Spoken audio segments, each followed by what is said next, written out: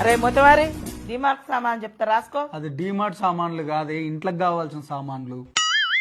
7 మందికి అన్న తల్లికి ఒక పిల్ల తల్లి అంతా తింక నేర్పిందట. చూసుకొని రాయ్. పంచ్ అంటే ఇలా ఉండాలి. చెప్పు. జీలకర్ర ఎంత? గింత గింత. గింత గంత అంటే ఇయ్యరు, ఎంత కావాలో అంత చెప్పు. ఓ షటాకేసుకో, ఓ షటాకేసుకో.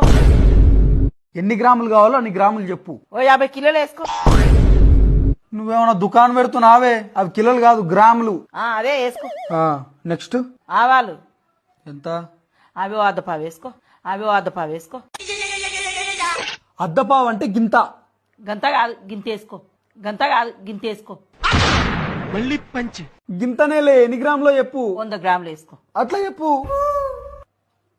తర్వాత టాయిలెట్ టాయిలెట్ పోయిరాపు. టాయిలెట్ కాదురా, దోమలు వస్తే చచ్చిపోతాయి చూడు గది. అది టాయిలెట్ కాదు, ఆల్ అవుట్.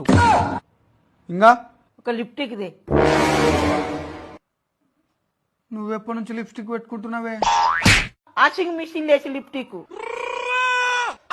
అది లిప్స్టిక్ కాదు, లిక్విడ్. నీకు ఇందాకనే చెప్పిన తింక నేర్పకని. నేనేం తిక్క నేర్పుతలే, నువ్వే నాకు తిక్కలు చెప్తున్నావు.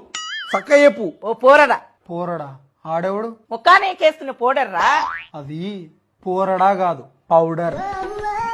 నెక్స్ట్ అంట్ల సబ్బులు తీసుకురా, ఒకటేమో కుడక తీసుకురా. కుడుకనా? కుడుక అంటే అదే బాక్సులు ఉండదు, అదే బాక్సులు ఉండదు. అది కుడుక కాదు, డిష్ వాష్ బార్ అంటారు.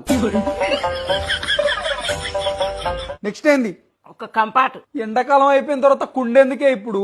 కుండ కాదురా, బట్టలకేస్తే కమ్మటి వాసన వస్తుంది చూడు గది గది.